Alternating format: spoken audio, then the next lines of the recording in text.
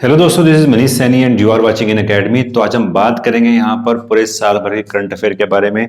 आज का जो हमारा यहाँ पर सब पॉइंट होने वाला है वो है यहाँ पर राष्ट्रीय परिदृश्य, यानी राष्ट्रीय परिदृश्य की जितने भी यहाँ पर खबरें रही हैं वो हम यहाँ पर डिस्कस करने वाले हैं। अगर आप इस चैनल पे नए हैं तो प्लीज सब्सक्राइब करें, अपने दोस्तों के साथ शेयर करें। आप शेयर करते हैं, सब्सक्राइब करते हैं तो हम भी यहाँ पर मोटिवेट होते हैं जानकारी आप तक पहुँचाने के लिए। यदि आपका कोई भी सजेशन है, कोई भी सुझाव है तो आप उसे कमेंट बॉक्स में बता सकते हैं। आज का जो हमारा सोर्सेज यहाँ पर होने वाला है वो है यहाँ पर घटना चक्र की जो दृष्टि मैगजीन है, वो यहाँ पर हमारी सोर्सेज यहाँ पर आज के सेशन की यहाँ पर होने वाली है। पहला जो हमारे पास यहाँ पर पॉइंट है कि आप आदमी पार्टी को, यानी आप को यहाँ पर राष्ट्रीय दल का दर्जा यहाँ पर दिया गया है। तो दो बातें एग्जाम के पॉइंट ऑफ व्यू से यहाँ पर महत्वपूर्ण जाती हैं। एक तो यहाँ पर है क्राइटेरिया, कि ऐसा क्या क्राइटेरिया है कि कोई भी दल यहाँ पर राष्ट्रीय दल की मान्यता प्राप्त करने के लिए, और दूसरा है कि ऐसे कुल कितने दल हैं, कितने दल हैं जिनको राष्ट्रीय दल की मान्यता यहाँ पर प्राप्त की गई है। तो दोनों ही मानकों के बारे में डिस्कस करेंगे। पहले अगर हम बात करते हैं कुल मिलाकर यहाँ पर कितने दल हैं जो राष्ट्रीय दल के यहाँ पर अभी फिलहाल पर यहाँ पर हैं, तो कुल मिलाकर बात करते हैं 6 ऐसे दल हैं जो वर्तमान में राष्ट्रीय दल की जिनको मान्यता यहाँ पर मिली हुई है। एक तो यहाँ पर है राष्ट्रीय भारतीय नेशनल कांग्रेस INC, दूसरी है हमारे पास यहाँ पर बीजेपी, तीसरी जो हमारे पास है यहाँ पर वो है BSP, और चौथी जो हमारे पास है यहाँ पर वो है भारतीय कम्युनिस्ट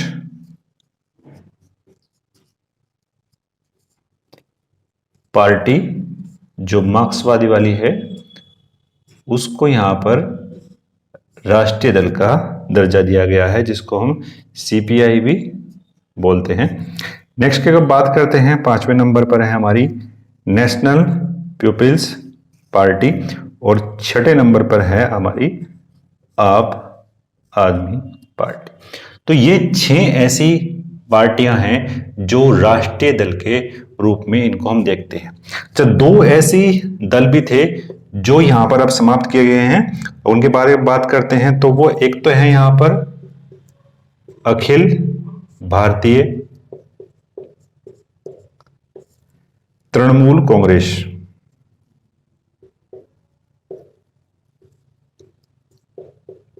इसकी मान्यता को चुनाव आयोग ने यहां पर समाप्त किया है। एक तो यहां पर अखिल भारतीय तृणमूल कांग्रेस है, और दूसरी अगर हम बात करते हैं यहां पर है CPI, यानी मार्क्सवादी को अभी यहां पर रखा गया है राष्ट्रीय दल में, और जो CPI है यानी भारतीय कम्युनिस्ट पार्टी है उसकी सदस्यता यहाँ पर, राष्ट्रीय दल की सदस्यता यहाँ पर छीन ली गई है।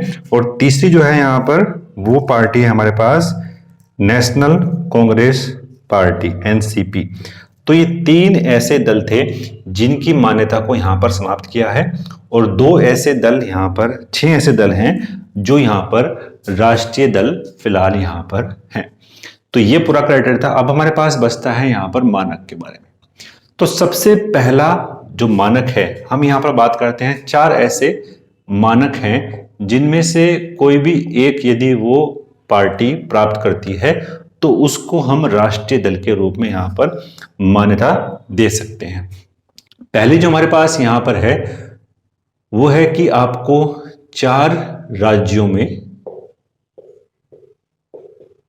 क्षेत्रीय दल का दर्जा मिला हुआ हो। 4 राज्यों में क्षेत्रीय दल का दर्जा आप प्राप्त करती है कोई भी पार्टी, तो वो राष्ट्रीय दल के रूप में मान्यता प्राप्त कर सकती है। अगर हम बात करते हैं जो आप आदमी पार्टी है, उसने 4 राज्यों में आपके क्षेत्रीय दल के रूप में मान्यता यहां पर प्राप्त की है। वो कौन कौन से 4 राज्य हैं उसके बारे में बात करते हैं। तो एक तो पंजाब है, दूसरा जो हमारे पास है वो है यहां पर गोवा, और यहां पर जो तीसरा हमारे पास वो है यहां पर राष्ट्रीय राजधानी क्षेत्र दिल्ली वाला, और चौथा जहां पर अभी चुनाव हुए गुजरात में, तो गुजरात में इसने जो है क्षेत्रीय दल के रूप में मान्यता प्राप्त करी। और जो इसका एक क्राइटेरिया था ये वाला, 4 राज्यों में क्षेत्रीय दल के रूप में जो मान्यता प्राप्त करने का क्राइटेरिया था, उसको पूरा फिल करते ही यहाँ पर जो आम आदमी पार्टी है वो राष्ट्रीय दल के रूप में मान्यता यहाँ पर प्राप्त करती है। अगर हम बात करते हैं राज्य स्तरीय दल के रूप में, ऐसा कौन सा क्राइटेरिया है जो प्राप्त करने के बाद कोई भी पार्टी जो है यहाँ पर क्षेत्रीय दल के रूप में जो है सम्मिलित हो जाती है। सबसे पहले बात करता हूं यहां पर जो विधानसभा के चुनाव होते हैं। विधानसभा के चुनाव में यहां पर यदि कोई पार्टी 3% वोटों को प्राप्त करती है या 3 सीटें प्राप्त करती है, 3% वोटों को या 3 सीटें, जो भी कोई इनमें से अधिक होगी तो वो क्षेत्रीय दल के रूप में मान्यता प्राप्त कर सकती है। तो पहला पॉइंट तो हमारे पास ये हुआ विधानसभा वाला। दूसरा जो हमारे पास यहाँ पर पॉइंट है वो यहाँ पर है कि यदि उस राज्य में लोकसभा में की 1 सीट यहाँ पर वो प्राप्त करती है। तीसरा जो हमारे पास यहाँ पर पॉइंट है कि विधानसभा में, विधानसभा या अगर हम बात करते हैं लोकसभा में, विधानसभा या लोकसभा में कुल पड़े हुए वोटिंग का 6% वोट यहाँ पर वो यहाँ पर प्राप्त करती है। और 6% वोट प्लस यहाँ पर हमारे पास है 2 सीट, 6% वोट प्लस 2 सीट कोई भी दल जो है प्राप्त करता है तो उसको क्षेत्रीय दल के रूप में मान्यता हम यहाँ पर दे सकते हैं। और तीसरा जो हमारे पास है यहाँ पर वो है कि 8% यहाँ पर आपको वोटिंग मिलनी चाहिए, चाहे तो वो विधानसभा में हो या फिर लोकसभा में हो। तो ये क्राइटेरिया था हमारा क्षेत्रीय दल की मान्यता के लिए। तो कुल मिलाकर ऐसी जो है 6 पार्टियां हैं जो अभी यहां पर राष्ट्रीय दल के रूप में हैं। 3 सदस्य यहां पर चुनाव आयोग ने अभी यहां पर छीन ली है। अब एक तो पॉइंट हमारे पास ये है और 3 पॉइंट और बचते हैं जो किसी भी दल को राष्ट्रीय दल के रूप में मान्यता प्राप्त करने से संबंधित है। अक्सर एग्जाम की बात करता हूं तो एग्जाम में यही जो पॉइंट है वो अक्सर एग्जाम के पॉइंट ऑफ व्यू से महत्वपूर्ण हो जाता है। 4 राज्य क्षेत्रीय दल के रूप में यदि मान्यता प्राप्त करता है तो वो ऑटोमेटिकली यहाँ पर चुनाव आयोग जो है उसको राष्ट्रीय दल के रूप में मान्यता दे सकता है। सेकंड जो पॉइंट हमारे पास एग्जाम के लिए काफी महत्वपूर्ण यहाँ पर हो जाता है तो उसके बारे में बात करते हैं। तो नेक्स्ट जो हमारे पास पॉइंट है कि यहाँ पर जो लोकसभा या विधानसभा, लोकसभा या विधानसभा में जो चुनाव होते हैं उसमें राजनीतिक दल न्यूनतम 4% सीटें प्राप्त करता है और या तो वो कुल 2% सीटें, लोकसभा की 2% सीटें प्राप्त करता है, यानी 2% यहां पर होगी कितनी, 11 सीट।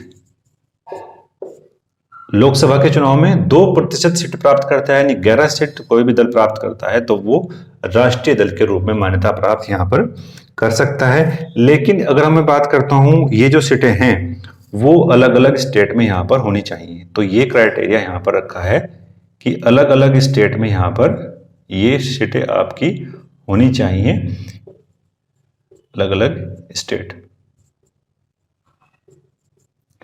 नेक्स्ट बात करता हूं तीसरे पॉइंट की। तो तीसरा जो हमारे पास पॉइंट है यहां पर, लोकसभा या विधानसभा के आम चुनाव में कोई भी राजनीतिक दल न्यूनतम 4 राज्यों में, मिनिमम जो क्राइटेरिया रखा गया है यहां पर, मिनिमम 4 स्टेट में, मिनिमम 4 स्टेट में प्रत्येक राज्यों में कुल वोटिंग का, टोटल वोटिंग का यहां पर 6% वोटों को प्राप्त करता है। और जो लोकसभा है, लोकसभा की न्यूनतम जो है 4 सीट प्राप्त करता है, लोकसभा की न्यूनतम 4 सीट और मिनिमम 4 स्टेट में टोटल वोटिंग का 6% यहां पर प्राप्त करता है तो वो क्राइटेरिया फुलफिल करता है यहां पर राष्ट्रीय दल के लिए। तो ये क्राइटेरिया था, यहां पर 3 क्राइटेरिया रखे गए हैं जो राष्ट्रीय दल के रूप में मान्यता प्राप्त यहां पर कर सकते हैं कोई भी क्षेत्रीय दल। तो एग्जाम के पॉइंट ऑफ व्यू से ये वाला काफी यहां पर महत्वपूर्ण हो जाता है। आप आदमी पार्टी को यहां पर राष्ट्रीय दर्जा मिला हुआ है। कुल मिलाकर कितनी पार्टियां हैं? 6 पार्टी अभी यहां पर बचती हैं जो राष्ट्रीय दल के रूप में मान्यता प्राप्त है। क्राइटेरिया के बारे में बात कर ली। जितना भी एग्जाम के पॉइंट ऑफ व्यू से यहां पर महत्वपूर्ण था उसको हमने यहां पर डिस्कस कर लिया है। अब चलते हैं अपने नेक्स्ट टॉपिक की तरफ। तो आपका कोई भी सजेशन है तो आप उसे कमेंट बॉक्स में लिख सकते हैं। चैनल पे नए हैं तो प्लीज सब्सक्राइब करें ताकि हम भी मोटिवेट हो सकें जानकारी आप तक पहुंचाने के लिए। ठीक है, तो यही प्रयास है कि आपके जो आने वाले एग्जाम हैं वो आप अधिक से अधिक प्रश्नों को यहां पर सोल्व कर पाए। नेक्स्ट बात करते हैं। नेक्स्ट जो हमारे पास यहां पर जो टॉपिक है वो है यहां पर ब्राइटल वाइब्रेंट विलेज प्रोग्राम। तो ब्राइटल विलेज प्रोग्राम की अगर हम बात करते हैं तो ये जो प्रोग्राम है इसका जो मेन पर्पस है वो केंद्रीय जो वित्त मंत्री थे उन्होंने इसके घोषणा यहां पर की है। अगर हम बात करते हैं जो ये विलेज है, इस विलेज में जो कनेक्टिविटी है, चाहे तो कनेक्टिविटी की बात करते हैं, चाहे तो हम बात करते हैं यहां पर पलायन को रोकने के लिए वाइब्रेंट विलेज प्रोग्राम ये चलाया गया है। जितने भी कोस्टल एरिया वाले क्षेत्र हैं हमारे पास बात करते हैं तो यहां पर ये प्रोग्राम चलाया गया है पलायन को रोकने के लिए। जितने भी बॉर्डर वाले विलेज हैं, जितने भी सीमावर्ती जो राज्य हैं उन राज्यों के विलेज के अंदर, उन राज्यों के गांव में ये प्रोग्राम चलाया गया है ताकि वहां से अगर कनेक्टिविटी सही बनती है तो हम अपनी सेना को सही तरीके के वहां पर पहुंचा सकते हैं। अगर मैं बात करता हूं इसकी शुरुआत कहां से की गई है तो इसकी शुरुआत जो की गई है वो की गई है यहां पर अरुणाचल प्रदेश में एक गांव है यहां पर किबूती। अरुणाचल प्रदेश के किबूती गांव में यहां पर इसकी शुरुआत की गई है। अगर हम बात करते हैं तो ये जो प्रोग्राम है वो 4 राज्य और 1 यूटीज में चलाया गया है। वो 4 राज्य और यूटीज एग्जाम के पॉइंट ऑफ व्यू से यहां पर काफी महत्वपूर्ण यहां पर हो जाते हैं। हम बात करते हैं 4 राज्य कौन कौन से हैं। तो एक तो है यहां पर हमारा हिमाचल प्रदेश, दूसरा जो हमारे पास बचता है वो है यहां पर उत्तराखंड, और तीसरा है हमारे पास यहां पर अरुणाचल प्रदेश, और चौथा जो हमारे पास यहां पर राज्य है वो है यहां पर सिक्किम, और एक यूटीज है हमारे पास यहां पर लद्दाख। तो इन 4 स्टेट और 1 यूटीज में प्रोग्राम चलाया गया है ब्राइटल विलेज प्रोग्राम। अगर हम बात करते हैं जितना भी ये एरिया हम देख पा रहे हैं वो कहीं ना कहीं चाइना से संबंधित है। यानी चाइना से लगते हुए जितने भी हमारे सीमावर्ती राज्य हैं, जितने भी वहाँ पर विलेज हैं, उसमें सही तरीके की कनेक्टिविटी को पूरा करने के लिए, उसमें पलायन को रोकने के लिए, उस तरह को इस तरह से डेवलप करने के लिए प्रोग्राम चलाया गया है ताकि वहाँ के लोगों को वहीं पर रहकर ही रोजगार मिल सके। तो ये वाइब्रेंट विलेज प्रोग्राम चलाया गया था यहाँ पर वित्त मंत्री के द्वारा, और पूरी तरीके से ही ये जो है केंद्र प्रायोजित योजना है। यानी पूरी तरीके से यहाँ पर केंद्र से ही वित्त पोषण करके ये योजना यहाँ पर चलाई जा रही है। और अरुणाचल प्रदेश के किबूती गांव में यहाँ पर वित्त मंत्री जी ने ये प्रोग्राम यहाँ पर चलाया था। तो एग्जाम के लिए ये काफी यहाँ पर महत्वपूर्ण जाता है।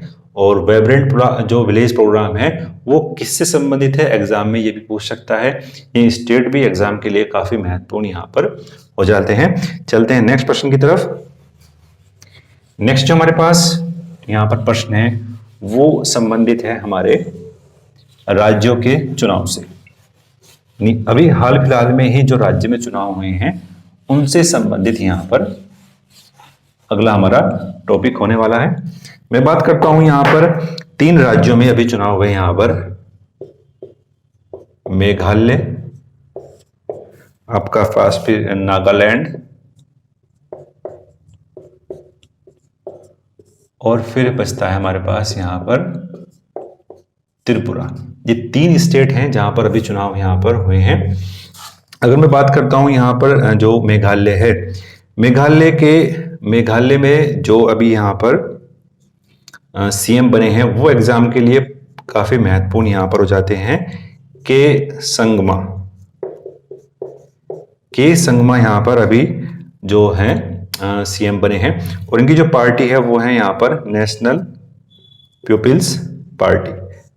पीपल्स पार्टी यहां पर अभी यहां पर ये जो है इस पार्टी से संबंधित है और ये जो है सीएम बने हैं, तो ये महत्वपूर्ण था। बात करता हूं फिर नेक्स्ट जो हमारे पास है वो है यहां पर नागालैंड।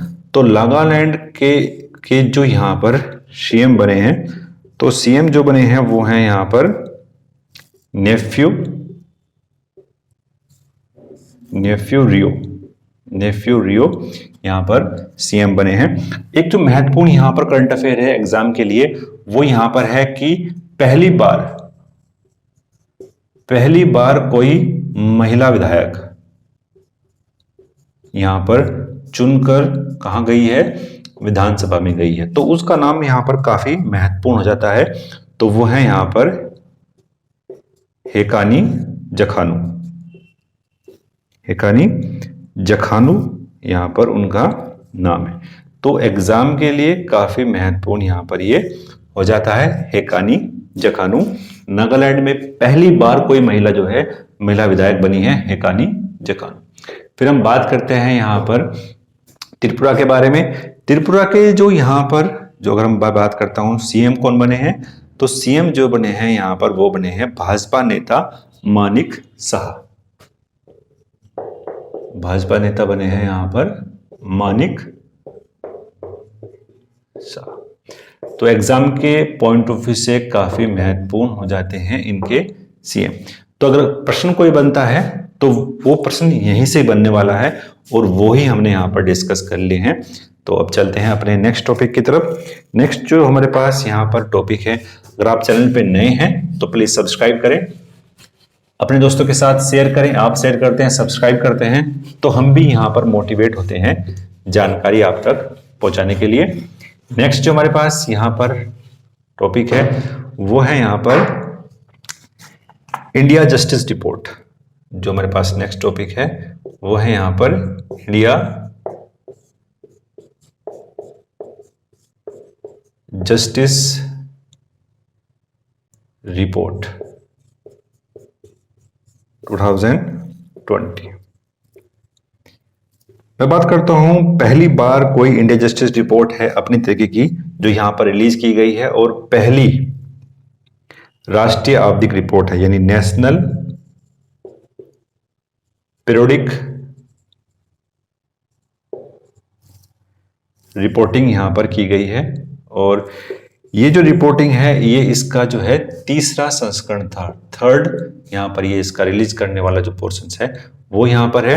अगर ये रिपोर्ट जो बात करती है वो रिपोर्ट ये बात करती है कि किसी भी कानून व्यवस्था के 4 स्तंभ हैं और उन 4 स्तंभ जो हैं वो किस तरीके से काम करते हैं किसी भी स्टेट में, तो उसकी रिपोर्टिंग ये काम यहां पर करती है। पहली तो जो स्तंभ है पूरी पुलिस व्यवस्था के, तो वो है यहां पर पुलिस। तीसरा है यहां पर आपके पास जेल और तीसरा है हमारे पास यहां पर न्यायपालिका और चौथा जो हमारे पास बचता है वो है यहां पर कानूनी सहायता। इस रिपोर्ट का जो मेन काम है, इस रिपोर्ट का मेन काम यहां पर यह है कि जो क्राइटेरिया यहां पर है यानी पुलिस व्यवस्था, जेल, न्यायपालिका और कानूनी सहायता, इन चारों का क्राइटेरिया किस तरीके से है किसी भी स्टेट में, उस चीज की रिपोर्टिंग करने वाला जो काम है वो है यहां पर इंडिया जस्टिस रिपोर्ट का। तो ये तीसरा संस्करण था और इसको जो चलाया है वो एक एनजीओ है दक्ष। दक्ष एनजीओ के साथ कुछ इंस्टीट्यूशन हैं जो मिलकर ये काम करते हैं पूरे तरीके से। अगर मैं बात करता हूं यहां पर पहले राज्य के बारे में, तो पहला जो राज्य है हमारे पास यहां पर वो है यहां पर कर्नाटक। कर्नाटक ने अपने क्राइटेरिया के हिसाब से बेहतरीन काम इन चारों मानकों में किया है। ठीक है, दूसरा जो हमारे पास है वो है यहां पर तमिलनाडु, दूसरा स्टेट है। और जो तीसरा स्टेट हमारे पास बचता है वो है यहां पर तेलंगाना। तेलंगाना यहां पर तीसरा स्टेट है। और ये जो स्टेट डिवाइड किए गए हैं ये 3 ऐसे राज्य हैं, शेष राज्य हैं जिन्होंने इसमें पूरा काम यहां पर किया है। तो अगर वहीं बात करता हूं मैं यहां पर उत्तर प्रदेश के बारे में, तो उत्तर प्रदेश यहां पर जो है बड़े राज्यों में अंतिम पायदान पर है। यूपी कहां पर है? यूपी जो है बड़े राज्यों यानी 18वीं रैंक पर यहां पर है। 18वीं इसकी रैंक है। पहले राज्य पर कर्नाटक है, तमिलनाडु, तेलंगाना पहले, दूसरे, तीसरे नंबर पर है। तो ये पूरा क्राइटेरिया था यहां पर इंडिया जस्टिस रिपोर्ट के बारे में। चलते हैं अब नेक्स्ट प्रश्न की तरफ। नेक्स्ट जो हमारे पास यहां पर प्रश्न है वो यहां पर संबंधित है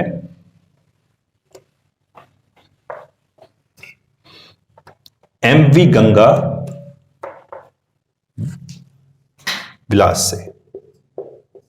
एमवी गंगा विलास ये जो है पूरे वर्ल्ड का सबसे बड़ा क्रूज है। पूरे वर्ल्ड का सबसे बड़ा क्या है? नदी क्रूज है। हम बात करते हैं जब राष्ट्रीय जलमार्ग अधिनियम पारित किया गया था 2016 में, तो 2016 में यहां पर जलमार्ग अधिनियम पारित किया गया था, एक्ट 2016 में। तो जलमार्ग की जो पूरी संख्या थी वो 111 डिसाइड की गई थी कि इतने जलमार्ग हम क्रिएट करेंगे पूरे भारत के अंदर। और इनकी संख्या इससे पहले मात्र कितनी थी? मात्र 6 जलमार्ग थे। और अब क्राइटेरिया हमने बढ़ा के कर दिया गया है 111 राष्ट्रीय जलमार्ग एक्ट 2016 के अंतर्गत। तो जिस तरीके से डेवलप हम यहां पर कर रहे हैं अपने पूरे के पूरे यहां पर क्राइटेरिया को, तो ये पूरा जो हमारे पास यहां पर एमवी गंगा विलास है वर्ल्ड का सबसे बड़ा नदी क्रूज है। तो इसकी जो यात्रा है वो यहां पर महत्वपूर्ण हो जाती है एग्जाम के पॉइंट ऑफ व्यू से। तो इसकी जो यात्रा यहां पर प्रारंभ की गई, वो जो प्रारंभ की गई थी यहां पर आपके वाराणसी से, यहां पर वाराणसी से पूरी की गई। और वाराणसी से चल करके ये असम के डिब्रूगढ़ में पहुंचता है।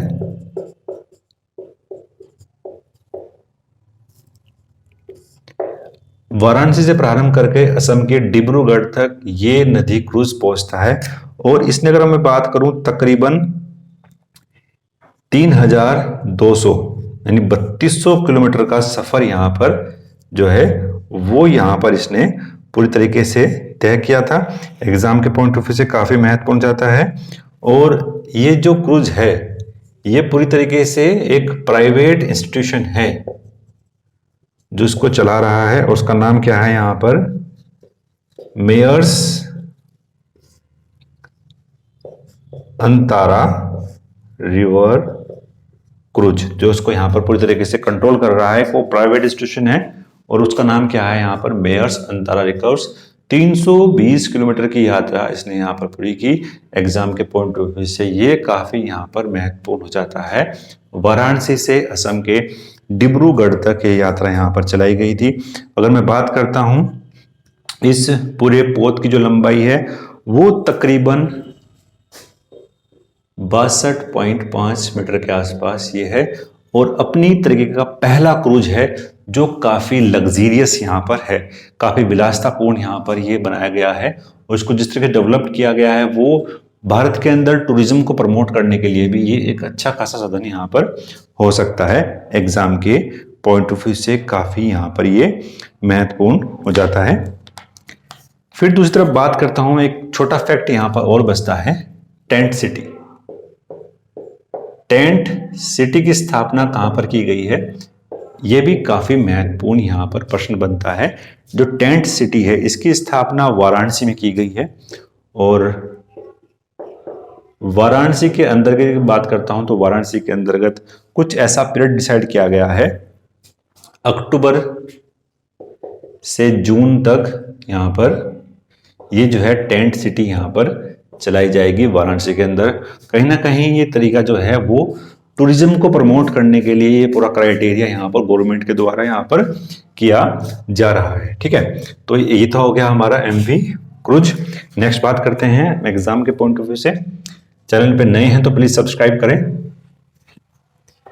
तो नेक्स्ट जो हमारे पास यहां पर है वो यहां पर है कि कौन सा ऐसा हाई कोर्ट है जिसने जो है क्षेत्रीय भाषा में काम करने के लिए अपने आप को डेवलप्ड किया है। ठीक है, वो ऐसा कौन सा है, तो क्षेत्रीय भाषा में निर्णय देने वाला, क्षेत्रीय भाषा में यहां पर निर्णय देने वाला ऐसा कौन सा हाई कोर्ट यहां पर बन चुका है, एग्जाम के पॉइंट ऑफ व्यू से काफी महत्वपूर्ण है। तो वो है यहां पर केरल का जो हाई कोर्ट है, वो क्षेत्रीय भाषा में निर्णय देने वाला यहां पर पहला हाई कोर्ट है पूरे भारत का। और अगर मैं बात करता हूं हमारे जो कॉन्स्टिट्यूशन है, हमारा जो संविधान है, उसमें जो भाषाएं जो नीत हैं वो आपकी 8वीं अनुसूची में है, और 8वीं अनुसूची में कुल मिलाकर कितनी भाषाएं हैं, 22 यहां पर भाषाओं को सम्मिलित किया गया है। 8वीं अनुसूची में 22 भाषाएं हैं, एग्जाम के पॉइंट ऑफ व्यू से काफी यहां पर महत्वपूर्ण ये हो जाता है। संविधान में यहां पर 8वीं अनुसूची में 22 भाषाओं को हमने यहां पर रखा है। अगर मैं बात करता हूं भारत के जो चीफ जस्टिस ऑफ इंडिया हैं चंद्रचूड़ जी, उन्होंने बात की है कि हमको आर्टिफिशियल इंटेलिजेंस का भी इसमें यूज करना होगा। आर्टिफिशियल इंटेलिजेंस का यूज करके ही हम यहाँ पर कुछ निर्णय हैं उनको क्षेत्रीय भाषा में डिकोड यहाँ पर कर सकते हैं। ठीक है, तो इसका काम यहाँ पर किया है आर्टिफिशियल इंटेलिजेंस, और प्लस यहाँ पर है प्राकृतिक भाषा प्रकरण। तो इन दोनों ने मिलकर यहां पर आर्टिफिशियल इंटेलिजेंस और प्लस प्राकृतिक भाषा प्रसंस्करण का यूज करके यहां पर क्षेत्रीय भाषाओं को डेवलप करने का काम किया है हाई कोर्ट ने, वो है यहां पर केरल। तो पूरी तरीके से ये यहां पर बात करता है। अगर मैं बात करता हूं केरल की क्षेत्रीय भाषा यहां पर क्या है, तो वो है यहां पर मलयालम। तो ये भी एग्जाम के लिए काफी महत्वपूर्ण यहां पर हो जाती है। आपके एग्जाम में इस तरह के प्रश्न आपके यहाँ पूछे जा सकते हैं। और इसका आर्टिफिशियल इंटेलिजेंस और प्राकृतिक भाषा प्रसंस्करण का यूज करके ही पहली बार मौखिक बहस भी की गई। ठीक है, मौखिक बहस का जो है यहाँ पर लाइव ट्रांसमिशन भी किया गया था। मौखिक बहस का लाइव ट्रांसमिशन किया गया। यहाँ पर देखो, अगर मैं बात करता हूं यहां पर आर्टिफिशियल इंटेलिजेंस के बारे में, तो इसके कुछ अपने आप में कुछ लिमिटेशन हो सकते हैं, लेकिन लिमिटेशन के साथ साथ इसका कुछ यहां पर यूटिलाइज भी हमको करना होगा, क्योंकि नई टेक्नोलॉजी है और नई टेक्नोलॉजी का आपको यूज भी करना होगा अपने काम में। तो ये महत्वपूर्ण था। क्षेत्रीय भाषा में निर्णय करने वाला हाईकोर्ट कौन सा बना, तो वो है यहां पर केरल। अब चलते हैं नेक्स्ट प्रश्न की तरफ। नेक्स्ट जो हमारे पास यहां पर प्रश्न है कि जो टॉपिक हमारे पास यहां पर बचता है वो है यहां पर कि जो हमारे पास यहां पर मुख्य चुनाव आयुक्त हैं, मुख्य निर्वाचन आयुक्त, जिसके बारे में बात करते हैं, निर्वाचन आयुक्त और अन्य चुनाव आयुक्त।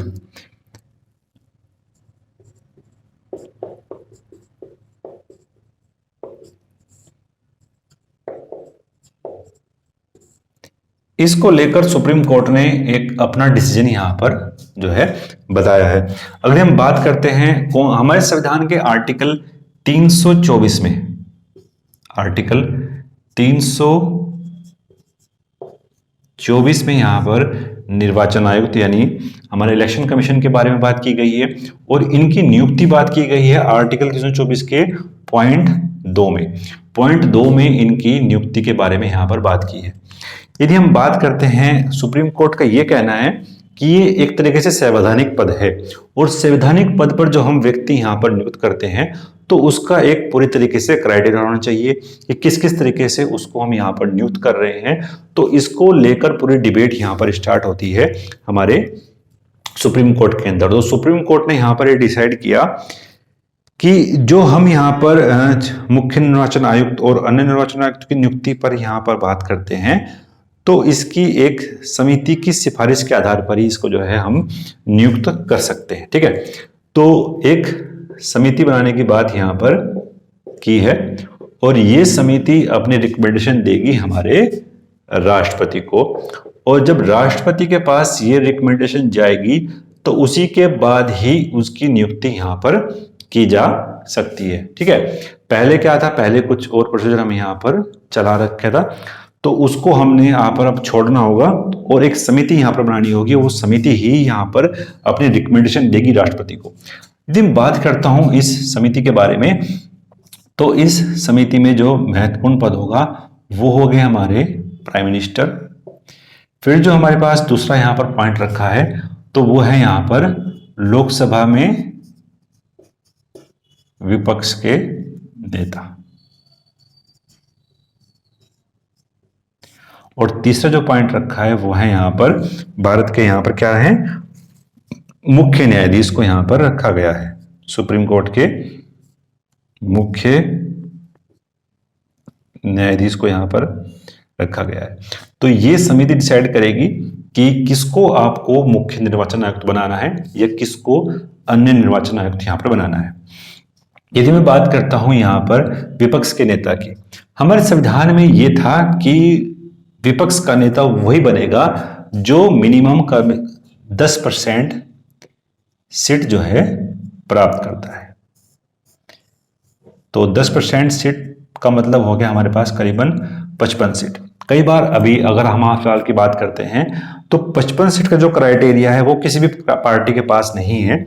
तो यहां पर सुप्रीम कोर्ट ने यह कहा है विपक्ष का नेता वो होगा जो दूसरा सबसे बड़ा दल होगा, जो होगा हमारे पास दूसरा, जो लोकसभा के अंदर दूसरा सबसे बड़ा क्या होगा, दल होगा। दूसरा सबसे बड़ा दल होगा वही क्या होगा, विपक्ष का नेता होगा और वही इस समिति का जो है मेंबर भी यहां पर होगा। ठीक है, तो ये समिति डिसाइड करेगी कि कौन जो है निर्वाचन आयुक्त बनने वाला है या कौन जो है यहाँ पर अन्य निर्वाचन आयुक्त तो यहाँ पर बनाया जाने वाला है। तो ये समिति पूरी तरह डिसाइड करेगी और उसके बाद ही यहाँ पर जो है इसकी नियुक्ति यहाँ पर की जा सकती है। ठीक है, तो चलते हैं अब नेक्स्ट हमारे पास टॉपिक की तरफ। नेक्स्ट जो हमारे पास यहाँ पर टॉपिक है वो एग्जाम के पॉइंट ऑफ व्यू से काफी महत्वपूर्ण यहाँ पर हो जाता है। ठीक है, नेक्स्ट जो हमारे पास टॉपिक है वो है यहाँ पर असर। असर के बारे में बात करता हूं तो ये है यहाँ पर एनुअल स्टेट एजुकेशन रिपोर्ट। ठीक है, एनुअल स्टेट एजुकेशन रिपोर्ट के बारे में बात करते हैं तो एक तरीके का ये रिपोर्ट है जो एक एनजीओ के द्वारा यहाँ पर रिलीज की जाती है और काफी साल 2005 से तकरीबन ये जो है रिलीज कर रहा है एनजीओ। इसका नाम क्या है, इसका नाम है यहाँ पर प्रथम नाम से ये एनजीओ जो है annual state report education report जो है वो रिलीज करता है। ठीक है, और जाहिर सी बात है कि जो एजुकेशन से संबंधित है तो ये जो रिपोर्ट है वो राज्य की जो स्थिति है उसके बारे में यहाँ पर बात करती है। और अगर मैं बात करता हूं जो यहाँ पर सबसे महत्वपूर्ण जो पॉइंट बनता है हमारे पास वो ये बनता है कि अलग अलग क्राइटेरिया ने डिसाइड किया हुआ है कि 3 से 6 साल तक के बच्चों के पास कितनी एजुकेशन है, कितना सो क्राइटेरिया बनता है। लेकिन यहाँ पर जो हमको मेन पॉइंट यहाँ पर बनता है वो ये बनता है कि 10%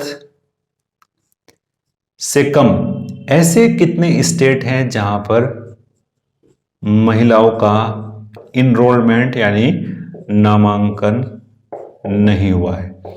तो ये एग्जाम के पॉइंट ऑफ व्यू से काफी महत्वपूर्ण यहां पर बन जाता है। सबसे पहला जो नंबर 1 पे स्टेट यहां पर हमारे पास है तो वो है यहां पर मध्य प्रदेश। मध्य प्रदेश में ऐसी करीबन 17% महिलाएं हैं जो यहां पर जिनका नामांकन नहीं हुआ है। तो 10% के क्राइटेरिया ने यहां पर रखा है। और दूसरे नंबर पे जो हमारे पास है वो है यहां पर यूपी। यूपी में तकरीबन हमारे पास जो बचता है वो है यहां पर 15% ऐसी महिलाएं हैं जिनका नामांकन अभी नहीं हुआ है। और जो तीसरा है हमारे पास वो है यहां पर छत्तीसगढ़। छत्तीसगढ़ राज्य है जो तकरीबन 11.2 के आसपास यहाँ परसेंटेज है जो यहाँ पर रखी गई है। और एनुअल स्टेट एजुकेशन रिपोर्ट यहाँ पर रिलीज की जाती है प्रथम एनजीओ के द्वारा। तो एग्जाम के लिए जो क्राइटेरिया था, ये जो स्टेट हैं वो काफी यहाँ पर महत्वपूर्ण हमारे लिए हो जाते हैं। अब चलते हैं नेक्स्ट प्रश्न की तरफ। नेक्स्ट जो हमारे पास है यहाँ पर प्रश्न एग्जाम के पॉइंट ऑफ व्यू से काफी महत्वपूर्ण जाता है, वो है यहाँ पर हुबिल जंक्शन।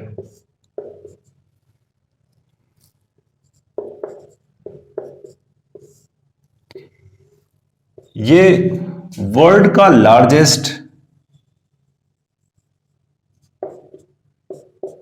प्लेटफॉर्म है।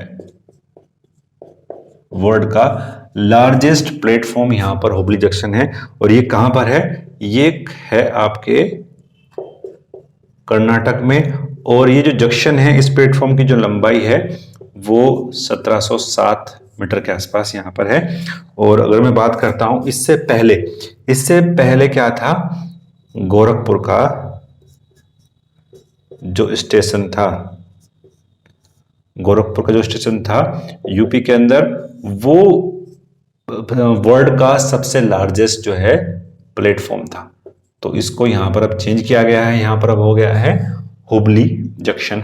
एग्जाम के पॉइंट ऑफ व्यू से ये काफी महत्वपूर्ण रहता है। और प्लेटफॉर्म नंबर 8 का ये जो है जंक्शन है हुबली जंक्शन। एग्जाम के पॉइंट ऑफ व्यू से इतना ही यहां पर महत्वपूर्ण था। अब चलते हैं अपने नेक्स्ट टॉपिक की तरफ। चैनल पे नए हैं तो प्लीज सब्सक्राइब करें और अपने दोस्तों के साथ यहां पर शेयर करें। नेक्स्ट जो हमारे पास है यहां पर कि विदिशा जो है, विदिशा 5G टेक्नोलॉजी प्रोवाइड करने वाला पहला आकांक्षी जिला जो है बन चुका है। पहला आकांक्षी जिला यहां पर विदिशा को बनाया गया है। और जो एस्पिरेंट जिला की जो योजना थी वो 2018 में चलाई गई थी केंद्र गवर्नमेंट के द्वारा। और जो एस्पिरेंट जिला है, जो आकांक्षी जिला है, उनको सही तरीके से डेवलप करने के लिए यही पूरी योजना यहाँ पर चलाई गई थी। और विदिशा ऐसा जो है पहला यहाँ पर जिला है जिसने जो है इस टेक्नोलॉजी को यहाँ पर प्राप्त किया है। नेक्स्ट बात करता हूँ टॉपिक के बारे में। नेक्स्ट है हमारे पास यहाँ पर कोलम।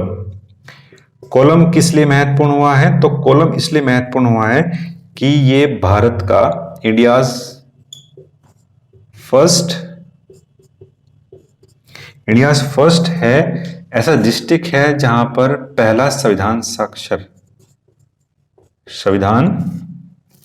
साक्षर जिला घोषित किया गया है। एग्जाम के पॉइंट ऑफ व्यू से काफी महत्वपूर्ण यहां पर रहता है कोलम इंडियाज फर्स्ट संविधान साक्षर जिला बनाया गया है। ये कहां पर है? ये है केरल में। तो केरल का कोलम जिला जो है वो भारत का पहला संविधान साक्षर जिला यहां पर बनाया गया है। और इस जिले को जो है इस तरीके से डेवलप्ड किया गया है कि यहाँ पर संविधान के जो बेसिक प्रिंसिपल्स हैं, जो यहाँ के इसके बेसिक जो प्रिंसिपल्स हैं उनको सही तरीके से लोगों तक पहुंचाने का काम यहाँ पर किया गया है इस पूरे सिनेरियो के द्वारा, और जिले को संवैधानिक रूप से साक्षर करने का काम यहाँ पर किया गया है। तो एग्जाम के पॉइंट ऑफ व्यू से काफी महत्वपूर्ण ये यहाँ पर हो जाता है। अब चलते हैं अपने नेक्स्ट टॉपिक की तरफ। जल्दी से इसको हम यहाँ पर समाप्त करते हैं क्योंकि वीडियो यहाँ पर काफी अब लंबी होती हमें दिखाई पड़ रही है। तो नेक्स्ट है हमारे पास यहाँ पर राष्ट्रीय ग्रीन हाइड्रोजन मिशन। राष्ट्रीय ग्रीन हाइड्रोजन मिशन। इस मिशन की शुरुआत करता हूं तो इस मिशन की शुरुआत 4 जनवरी को की है हमारे प्रधानमंत्री नरेंद्र मोदी जी ने, और ये जो पूरा ग्रीन मिशन है 2047 तक, एग्जाम के पॉइंट ऑफ व्यू से काफी महत्व आता है, 2047 तक सेल्फ इंडिपेंडेंस एनर्जी के मामले में बनाने की बात की गई है। प्रधानमंत्री नरेंद्र मोदी जी ने एग्जाम के लिए कई बार इस तरह के टारगेट जो क्वेश्चंस हैं वो एग्जाम में पूछ लिए जाते हैं। तो अगर मैं बात करता हूं 2047 तक भारत को एकदम पूर्ण डिपेंडेंसी, एनर्जी डिपेंडेंसी यानी ऊर्जा स्वतंत्र राज्य बनाने की बात की है यहां पर मोदी जी ने। और हाइड्रोजन जो मिशन है वो उस पर काफी फोकस कर रही है इंडियन गवर्नमेंट, और हाइड्रोजन मिशन को डेवलप करने के लिए एक अच्छा खासा फंड भी यहां पर रिलीज किया जा रहा है अलग अलग योजनाओं के माध्यम से। तो अगर मैं बात करता हूं कि 2030 तक तकरीबन 125 गीगावाट की परियोजनाओं को यहां पर चलाना है, और इस परियोजना के साथ साथ 5 मिलियन टन की हाइड्रोजन उत्पादन क्षमता को भी प्राप्त यहां पर करना है। यानी प्रतिवर्ष जो है 5 मिलियन मीट्रिक टन की हाइड्रोजन उत्पादन क्षमता को भी यहां पर प्राप्त करने की बात यहां पर की है मोदी जी ने। तो अपने आप में सही तरीके का इनोवेशन है। जिस तरीके से पेट्रोलियम के दाम अब लगातार फ्लक्चुएट करते हैं उसकी वजह से पूरी इकोनॉमी यहाँ पर जो है डिस्टर्ब होती है, तो उसको समाप्त करने का काम यहाँ पर अब राष्ट्रीय ग्रीन हाइड्रोजन मिशन के द्वारा यहाँ पर किया जा रहा है। अगर आप इस चैनल पे नए हैं तो प्लीज सब्सक्राइब करें, अपने दोस्तों के साथ शेयर करें। आप शेयर करते हैं, सब्सक्राइब करते हैं तो हम भी यहाँ पर मोटिवेट होते हैं जानकारी आप तक पहुंचाने के लिए। नेक्स्ट बात करता हूं।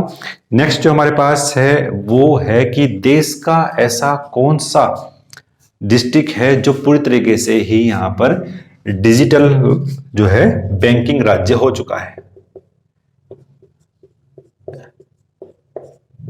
डिजिटल बैंकिंग राज्य हो चुका है, पूरी तरीके से ही अपने आप को उसने घोषित किया है। तो वो राज्य है यहां पर केरल। केरल डिजिटल बैंकिंग राज्य प्राप्त करने वाला भारत का पहला जो है स्टेट बन चुका है, और जितने भी एलिजिबल अकाउंट हैं केरल के अंदर उनको सबको बैंकिंग, नेट बैंकिंग की सुविधा यहां पर प्रोवाइड की जा चुकी है केरल के अंदर। और केरल का जो त्रिशूर जिला है, केरल का जो त्रिशूर डिस्ट्रिक्ट है वो डिजिटल बैंकिंग बनने वाला फर्स्ट जो है डिस्ट्रिक्ट था। एग्जाम में दोनों ही प्रश्न आपसे पूछे जाते हैं। त्रिशूर डिस्ट्रिक्ट पहला ऐसा डिस्ट्रिक्ट था जो डिजिटल बैंकिंग बना था, और केरल ऐसा पहला राज्य है जिसने अपने आप को पूरी तरीके से ही डिजिटल बैंकिंग राज्य घोषित यहां पर कर दिया गया है। फिर मैं अगर नेक्स्ट हमारे पास जो टॉपिक है उसके बारे में बात करते हैं। नेक्स्ट जो हमारे पास टॉपिक है यहां पर कि सामाजिक प्रगति सूचकांक, तो ये एक इंडेक्स है, एग्जाम के पॉइंट ऑफ व्यू से काफी महत्वपूर्ण हो सकता है। कई बार एक दो प्रश्न यहां पर आपका डाल सकता है। सामाजिक प्रगति सूचकांक 2022, ठीक है। तो अगर मैं बात करता हूं इसको कौन रिलीज करता है यहां से, तो उसको जो रिलीज करता है इंस्टीट्यूट फॉर कॉम्पिटिटिवनेस के द्वारा ये यहां पर जारी किया जाता है। इंस्टीट्यूट फॉर कॉम्पिटिटिवनेस के द्वारा ये जारी यहां पर किया जाता है। और सबसे अच्छा जो यहां पर प्रदर्शन किया है वो यहां पर किया है, पहले नंबर पर है यहां पर पुडुचेरी ने, यानी पांडिचेरी ने सबसे अच्छा प्रदर्शन यहां पर किया है। उसके बाद आपका यहां पर दूसरे नंबर पर है यहां पर लक्षद्वीप, और तीसरे जो नंबर पर है यहां पर वो है यहां पर गोवा। तो ये तीन राज्य जो हैं, ये चीज हैं जो यहां पर सही तरीके से प्रदर्शन करने वाले जो हैं राज्य हैं। और सबसे खराब जो प्रदर्शन किया है यहां पर वो किया है यहां पर झारखंड ने। झारखंड ने सबसे खराब यहां पर प्रदर्शन किया है सामाजिक प्रगति सूचकांक में। एग्जाम के पॉइंट ऑफ व्यू से महत्वपूर्ण हो सकता है, आप भी यहां पर देख सकते हैं। अब चलते हैं नेक्स्ट प्रश्न की तरफ। एग्जाम के पॉइंट ऑफ व्यू से नेक्स्ट जो टॉपिक है वो काफी महत्वपूर्ण यहां पर होने वाला है, और वो टॉपिक है हमारा कि नामिन गंगे को संयुक्त राष्ट्र ने अपनी परियोजना में शामिल किया है, और उस परियोजना के से शामिल करने से उसको क्या क्या यहां पर बेनिफिट होने वाले हैं, तो देखते हैं। नेक्स्ट टॉपिक है यहां पर नामिम गंगे को संयुक्त राष्ट्र की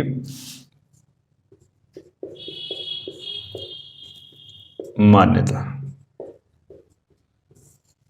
तो जो नामिन गंगे प्रोग्राम है इसको 2014 में चलाया गया था, और इसका जो मेन पर्पस था यहाँ पर कि वो यही था कि हम सही तरीके से नदियों का विकास करें और नदियों को, अपनी नदियों को हम यहाँ पर साफ भी करें।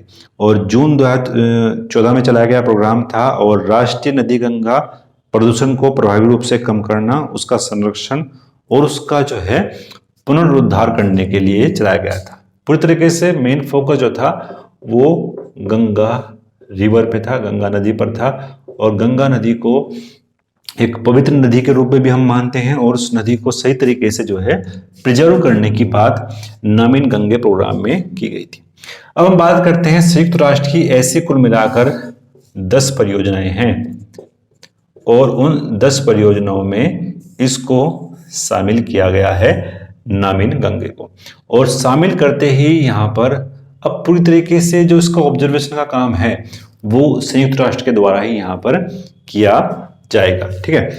और क्या क्या इसको यहाँ पर मिल सकता है, और इसकी जो घोषणा की गई है वो घोषणा की गई है यहाँ पर जो जैव विविधता पर प्रोग्राम हुआ था, यहाँ पर CBD का जो प्रोग्राम हुआ था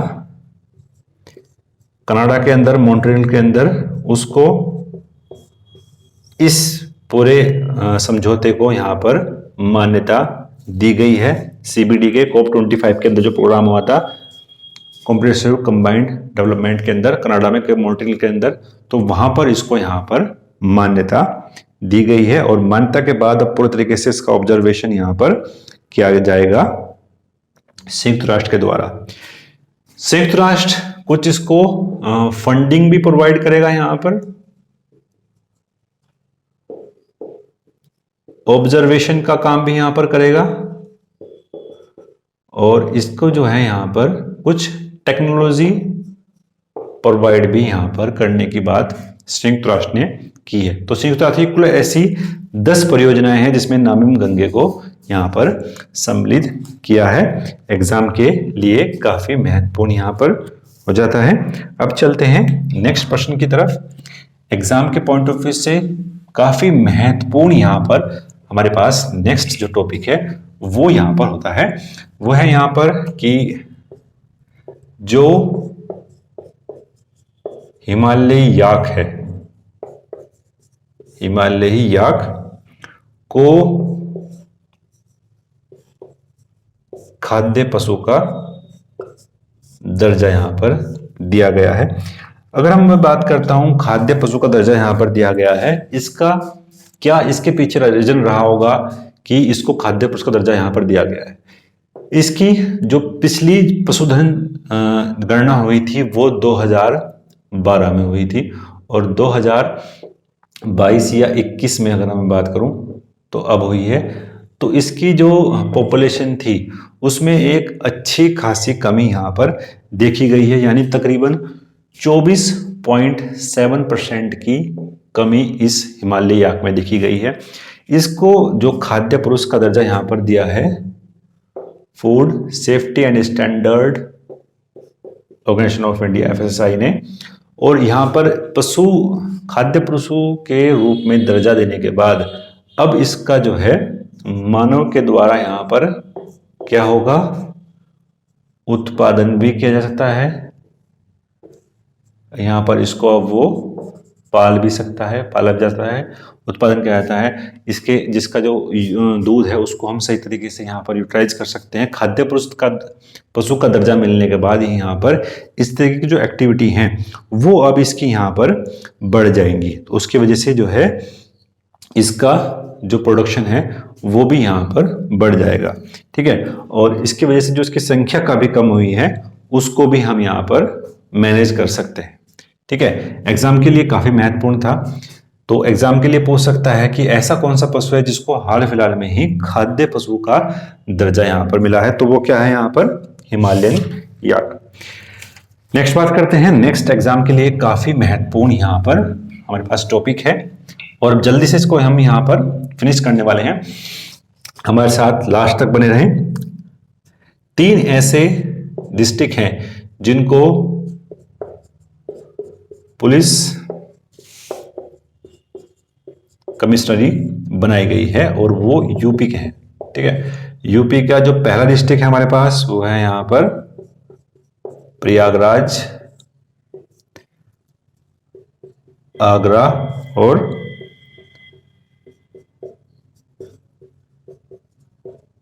गाजियाबाद। इन 3 डिस्ट्रिक्ट को यहां पर पुलिस कमिश्नरी बनाई गई है। यदि मैं बात करता हूं पुलिस कमिश्नरी का क्या लाभ यहां पर हो सकता है, देखो अगर हम बात करते हैं पारंपरिक जो हमारी पुलिसिंग सिस्टम है उसमें पुलिस पर नियंत्रण के लिए एक जिलाधिकारी होता है और अन्य प्रशासनिक अधिकारी होते हैं और कुछ मजिस्ट्रेट भी होते हैं। लेकिन जब हम यहाँ पर किसी भी डिस्ट्रिक्ट को पुलिस कमिश्नर नियुक्त करते हैं तो सारी पावर जो है वो पुलिस कमिश्नर के पास यहाँ पर जो है निहित हो जाती है, तो वही यहाँ पर सुप्रीम पावर हो जाती है।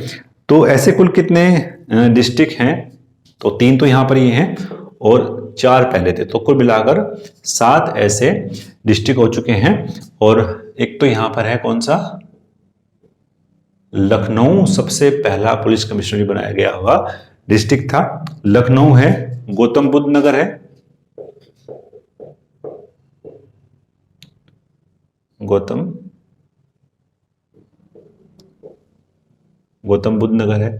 फिर उसके बाद कानपुर को भी बनाया गया। फिर अलग अलग यहाँ पर जो हमारे पास हैं वाराणसी को भी बनाया गया और कुछ और डिस्ट्रिक्ट यहाँ पर बनाए गए। तो एग्जाम के लिए तो महत्वपूर्ण तो यहाँ पर यह है कि सबसे पहला क्या था, लखनऊ था, और 3 ये हैं। तो एग्जाम के लिए यही महत्वपूर्ण यहाँ पर हमारे लिए बनते हैं। नेक्स्ट जो है हमारे पास एग्जाम के लिए काफी महत्वपूर्ण टॉपिक है वो है यहाँ पर स्टैच्यू ऑफ प्रोस्पेरिटी। उसका निर्माण कहां पर किया गया है और उसके साथ साथ कुछ और स्टैच्यू हैं उसको भी हम यहां पर डिस्कस कर लेंगे ताकि आपका क्विक रिवीजन भी यहां पर हो जाए। नेक्स्ट जो टॉपिक है हमारे पास वो है यहां पर स्टैच्यू ऑफ प्रोस्पेरिटी।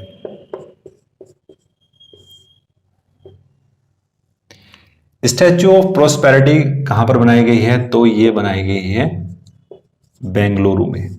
बेंगलुरु का जो निर्माण किया था वो यहां पर किया था केम्पेगौड़ा प्रथम ने।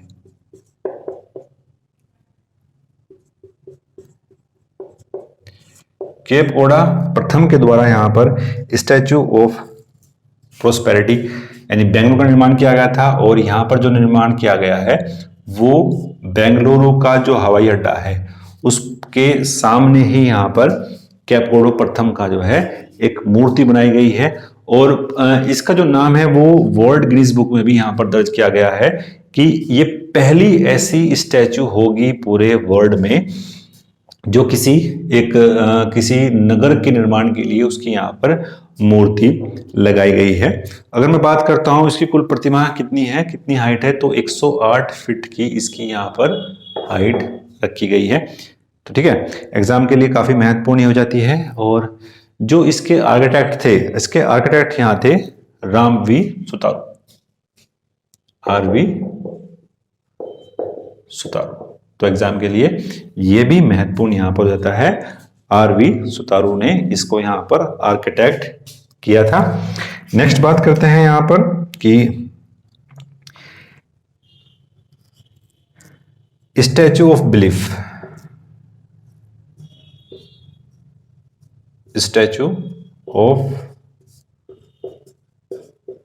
बिलीफ, तो ये कहां पर बनाई गई है, ये बनाई गई है आपके राजस्थान में, और ये संबंधित है भगवान शिव से संबंधित है, और राजस्थान में बनाई गई है। और इसकी जो हाइट है, इसकी जो हाइट है वो यहां पर रखी गई है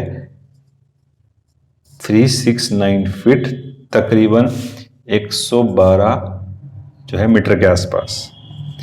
ठीक है, स्टैचू ऑफ बिलीफ शिव से संबंधित है और 112 मीटर के आसपास जो है इसकी हाइट यहां पर रखी गई है। अगर हम नेक्स्ट बात करते हैं वो है यहां पर स्टैचू ऑफ पीस।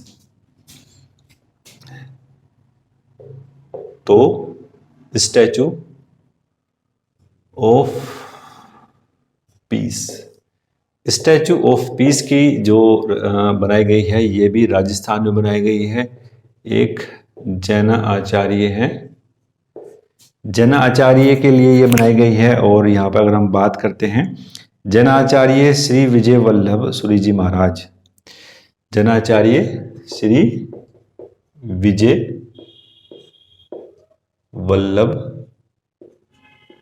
जी महाराज के लिए बनाई गई है। और अगर हम बात करते हैं इसकी हाइट के बारे में, तो जो इसकी तकरीबन हाइट रखी गई है वो 151 इंच के आसपास इसकी हाइट यहाँ पर रखी गई है। नेक्स्ट बात करते हैं, नेक्स्ट जो हमारे पास टॉपिक है वो है यहाँ पर स्टैचू ऑफ इक्वलिटी।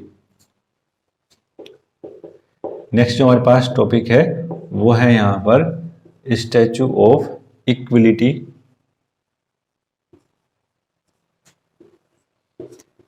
तो स्टैचू ऑफ इक्वलिटी की जो स्थापना की गई है वो की गई है यहाँ पर हैदराबाद में।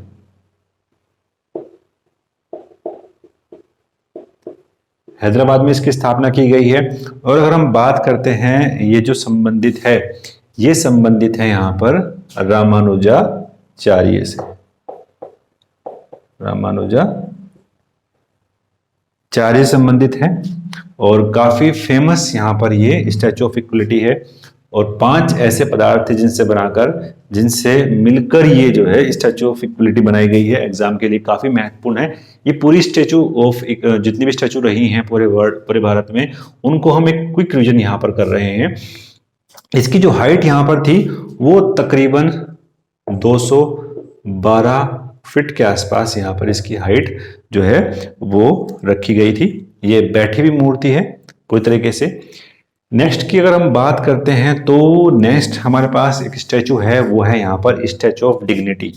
तो उसको भी हम साथ साथ यहाँ पर डिस्कस कर लेंगे। स्टैचू ऑफ डिग्निटी ये अयोध्या में है, अयोध्या में बनाई गई है।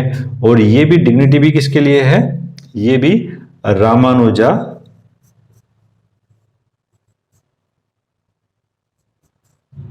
रामानुजाचार्य के लिए की ये जो है प्रतिमा है।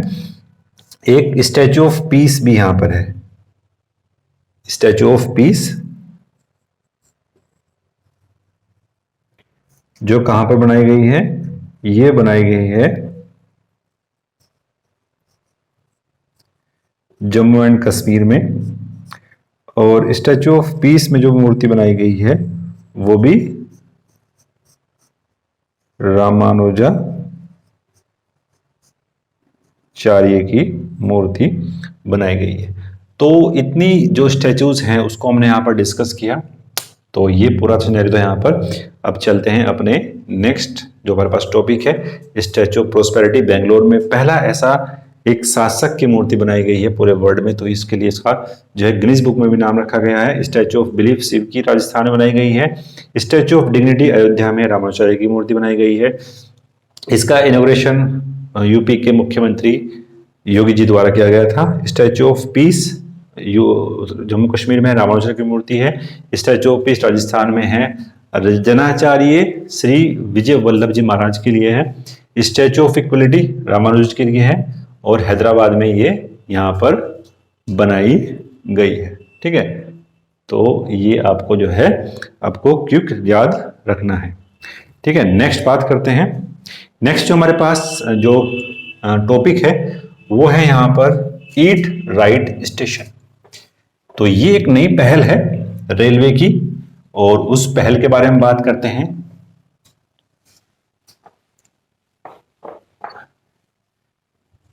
ये एक तरीके की नई मुहिम चलाई है, तो ये है यहां पर ईट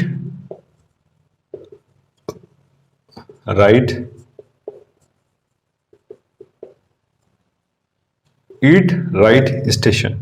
ठीक है, एफएसएसआई के द्वारा ये चलाया गया मुहिम है और साथ साथ इसने रेलवे को भी यहां पर कंसिडर करा है। तो उत्तर प्रदेश का पहला ईट राइट स्टेशन यहां पर बनाया गया है प्रयागराज को। ठीक है, एग्जाम के लिए काफी महत्वपूर्ण रहता है। और पूरे भारत का कौन सा था? पूरे भारत का यहां पर नवी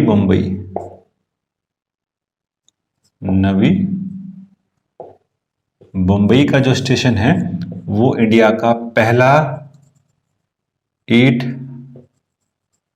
राइट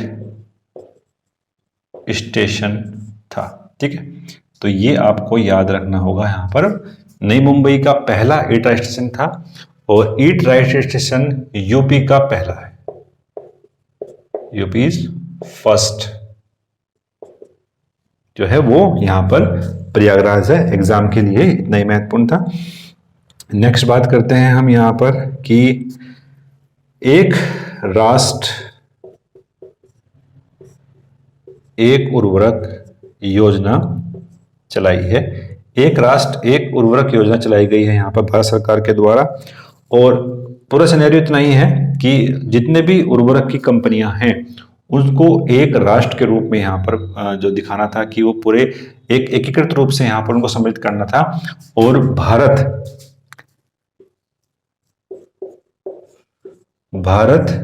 यूरिया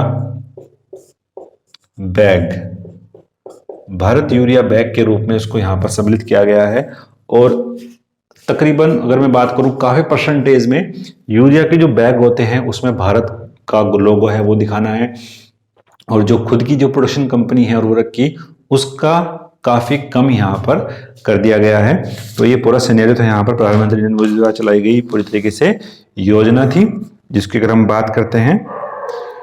तो नेक्स्ट की अगर हम बात करते हैं, नेक्स्ट जो हमारे पास टॉपिक है कुछ महत्वपूर्ण इसमें नहीं है कि केवल भारत यूरिया बैग ही संबंधित है। तो अगर हम बात करते हैं और भारत के नाम से ही यहाँ पर अब ये जो उर्वरक है वो यहाँ पर बेचा जाएगा सभी उर्वरक कंपनियों के द्वारा। केवल भारत नाम से ही वो अब यहाँ पर इसको सेल कर सकते हैं। ठीक है, नेक्स्ट जो हमारे पास टॉपिक है वो है यहाँ पर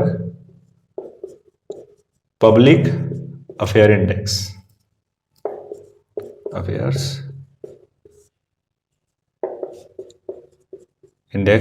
2022। ठीक है, इसको कौन निकालता है? इसको निकालता है यहां पर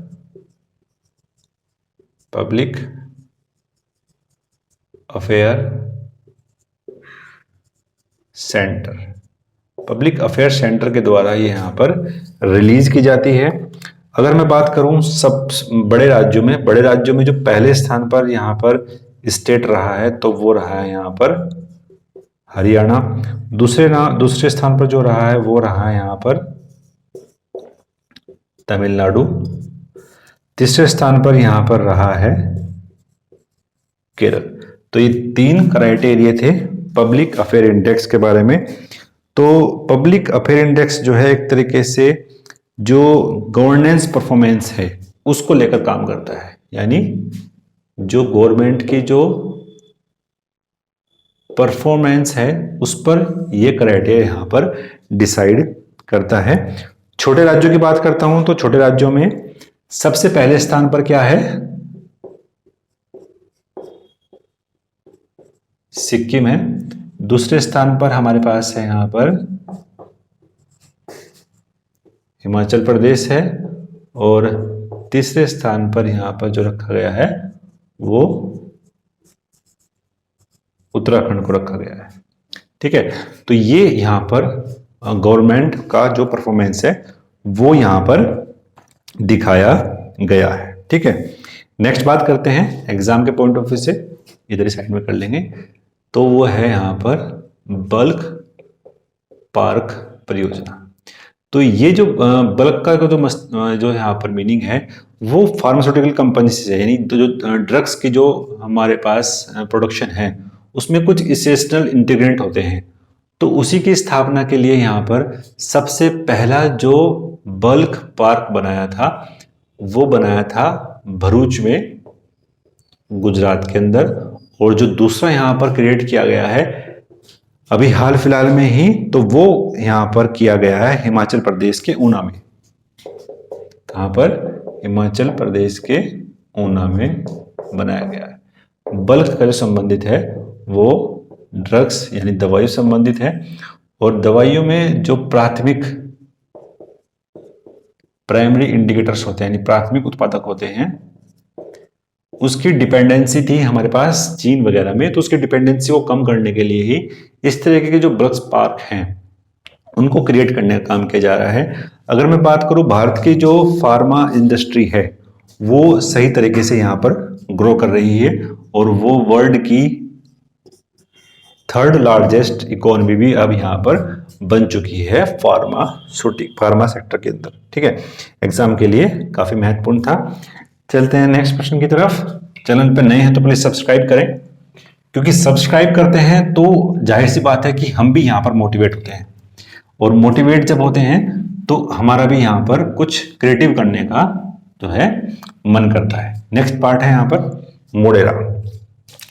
मोढेरा संबंधित है यहां पर सूर्य मंदिर से। ठीक है, सूर्य का मंदिर है, और ये 24/7 सौर ऊर्जा से संचालित होने वाला पहला ऐसा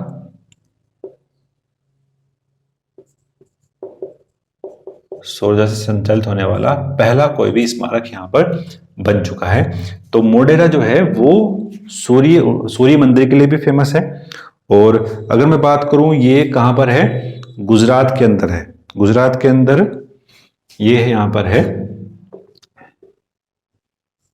गुजरात के अंदर एक यहां पर रिवर है, रिवर का नाम है यहां पर पुष्पापति रिवर, और इस रिवर के किनारे पर ही यहां पर मोढेरा का सूर्य मंदिर है, और सौर ऊर्जा से संचालित होता है। यहां पर पूरी तरीके से जो गांव है वो सौर ऊर्जा से संचालित गांव यहां पर बन चुका है। एग्जाम के लिए काफी महत्वपूर्ण ये यहां पर हो जाता है। चलते हैं नेक्स्ट जो हमारे पास टॉपिक है कि स्वच्छ भारत दिवस। स्वच्छ भारत दिवस कब बनाया जाता है, तो वो 2 अक्टूबर को इसकी शुरुआत की गई है, और स्वच्छता ही सेवा है, इस तरीके का जो स्लोगन है वो यहां पर बनाया गया है। और एक तरीके से अगर मैं बात करूं, कुछ स्टेट्स की रैंक यहां पर बनाई गई है, यानी कुछ स्टेट्स की रैंक यहां पर रिलीज की गई है, और पहले स्थान पर जो है वो क्या है, कर्नाटक है। दूसरे स्थान पर यहां पर हमारे पास यहां पर बिहार है, और तीसरे स्थान पर है हमारे पास यहाँ पर लक्षद्वीप। तो ये पूरा था यहाँ पर स्वच्छ भारत दिवस के अंदर। कुछ स्टेट हैं उनकी जो है रैंकिंग रिलीज की गई है। एग्जाम के पॉइंट ऑफ व्यू से इतना ही यहाँ पर महत्वपूर्ण है, क्योंकि ज़्यादा इसमें जो है डीप में जाने की आवश्यकता नहीं है। अब चलते हैं अपने नेक्स्ट जो हमारे पास यहाँ पर टॉपिक है। नेक्स्ट एग्जाम के पॉइंट ऑफ व्यू से काफी महत्वपूर्ण यहाँ पर टॉपिक हमारे पास बचता है, वो है यहाँ पर स्वच्छ सर्वेक्षण ग्रामीण 2022। ठीक है, तो ग्रामीण क्षेत्र के लिए ये सर्वेक्षण यहाँ पर निकाला गया था। सबसे पहले स्थान पर जो रैंक बनाई गई है स्टेट की, तो वो एग्जाम के लिए महत्वपूर्ण रहती है, वो है यहाँ पर तेलंगाना। दूसरे स्थान पर यहाँ पर है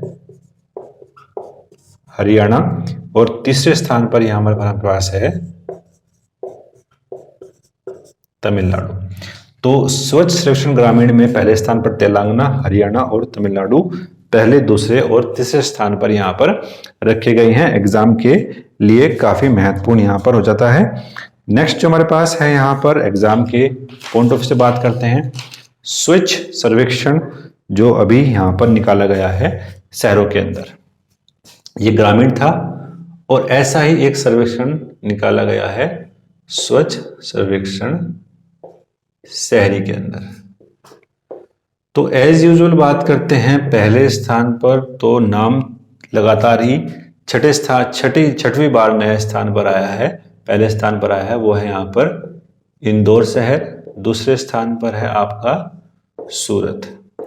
ठीक है, लगातार छठवीं बार जो है ये इंदौर जो है वो पहले स्थान पर रहा है, दूसरे स्थान पर सूरत है और तीसरे स्थान पर यहाँ पर नई मुंबई है।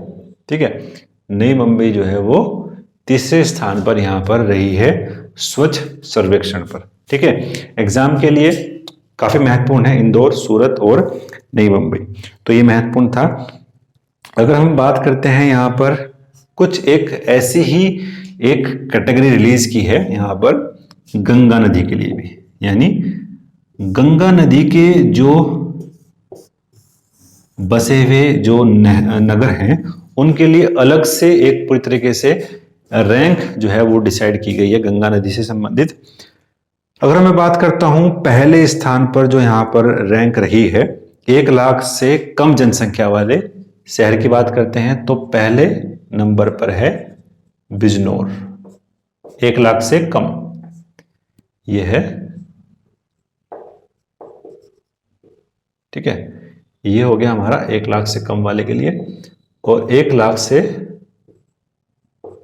अधिक में जो पहले स्थान पर रैंक है वो यहां पर है हरिद्वार के लिए। ठीक है, अगर मैं बात करता हूं यहां पर बिजनौर के बाद जो दूसरे स्थान पर नंबर है वो यहां पर है कन्नौज का। फिर जो दूसरे स्थान पर 1 लाख से अधिक की जो जनसंख्या है, दूसरे स्थान पर यहां पर है वाराणसी। और तीसरे स्थान पर यहां पर है आपका ऋषिकेश। और ऋषिकेश जो है वो तीसरे स्थान पर है। और गंगा नदी के लिए पूरा क्राइटेरिया यहां पर अलग से डिसाइड किया हुआ है यहां पर स्वच्छ सर्वेक्षण ने। ठीक है, तो ये था यहां पर क्राइटेरिया। अब चलते हैं अपने नेक्स्ट टॉपिक की तरफ। नेक्स्ट जो टॉपिक है हमारे पास एग्जाम के पॉइंट ऑफ व्यू से काफी यहां पर महत्वपूर्ण हो जाता है।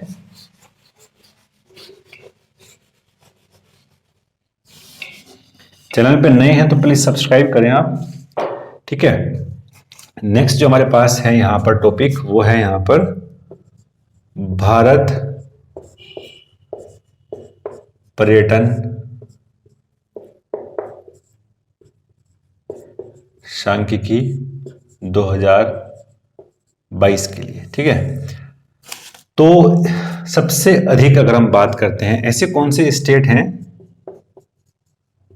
सबसे अधिक जहां विदेशी पर्यटक का आगमन हुआ है। ठीक है, तो ऐसे स्टेट हैं, पहले स्थान पर जो हैं वो यहां पर है आपका पंजाब। दूसरे स्थान की बात करते हैं तो वो है यहां पर महाराष्ट्र। और तीसरे स्थान पर यहां पर है दिल्ली। ठीक है, पंजाब, महाराष्ट्र और दिल्ली विदेशी पर्यटकों के आगमन पे यहां पर जो है महाराष्ट्र को पछाड़ते हुए पंजाब जो है वो तीसरे नंबर पर, पहले नंबर पर यहां पर आ चुका है। और 2020 और 21 की अगर हम तुलना करते हैं तो तकरीबन पर्यटन में 10% का हमने उछाल देखा है लास्ट ईयर की अपेक्षा। ठीक है, लास्ट ईयर की अपेक्षा यहां पर उछाल देखने को मिला है।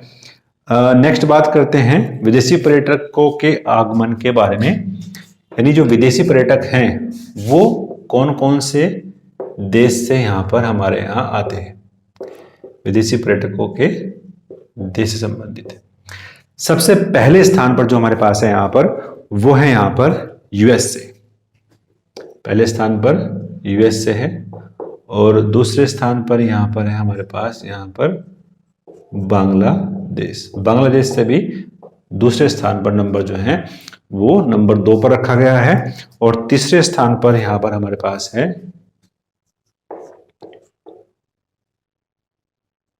यूके। ठीक है, यूएस से बांग्लादेश और यूके, ये 3 ऐसे यहां पर कंट्री हैं जहां से भारत में लोग बाग आते हैं। अब हम बात करते हैं भारत के लोग कहां पर जाते हैं घूमने के लिए।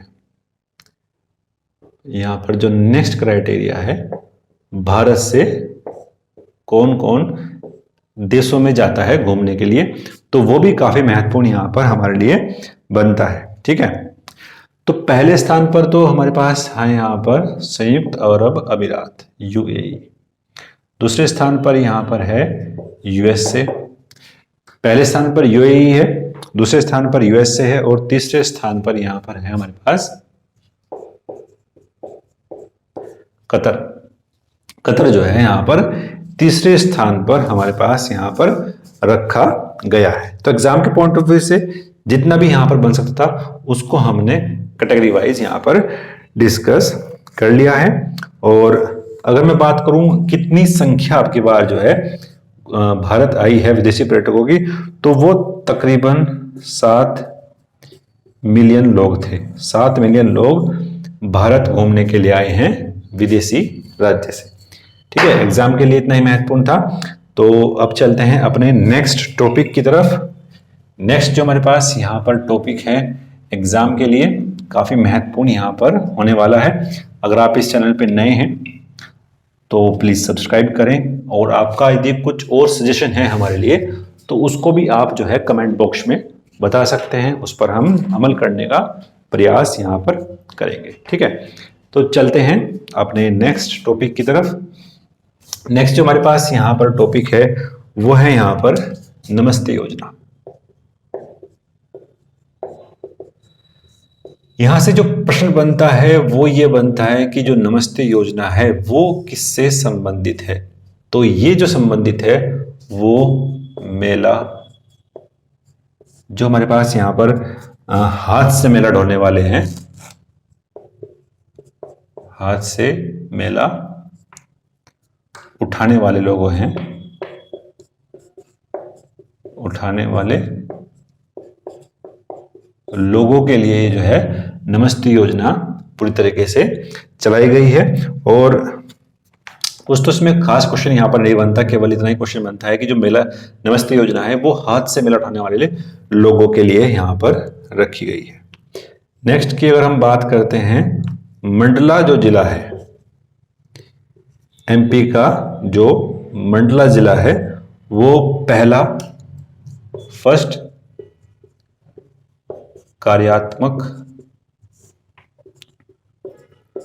कार्यात्मक रूप से साक्षर जिला बन चुका है। ठीक है, तो मंडला जो जिला है पहला कार्यात्मक रूप से पहला साक्षर जिला बन चुका है। यदि हम बात करते हैं यहाँ पर जो ये वर्ड है कार्यात्मक रूप, आपके मन में डिबेट क्रिएट होगी कि ये जो है कार्यात्मक रूप क्या है। तो अगर हम बात करते हैं तो यूनेस्को ने इसके लिए अलग से एक परिभाषा यहां पर बताई है। यूनेस्को का ये कहना है कि कार्यात्मक रूप से जो साक्षर जिला है वो यूनेस्को से संबंधित है, और यूनेस्को ने इसके लिए अगली परिभाषा यही की है कि जो अपने समुदाय के लोगों के बीच जाकर उन्हें समझा सकता है, उन्हें जो है इस तरीके से अवेयर कर सकता है, तो वो यहाँ पर संबंधित है। यहाँ पर पढ़ना, लिखना और गणना करना यानी मैथमेटिक्स से संबंधित चीजें हैं, वो तीनों में ही यहां पर निपुण होगा, तो वही यहां पर कार्यात्मक रूप से जो है साक्षर कहा जाएगा। तो ऐसा जो जिला है वो बना है यहां पर मंडला जिला। नेक्स्ट बात करते हैं। नेक्स्ट जो हमारे पास यहां पर करंट अफेयर है वो यहां पर है इस्माइल 75।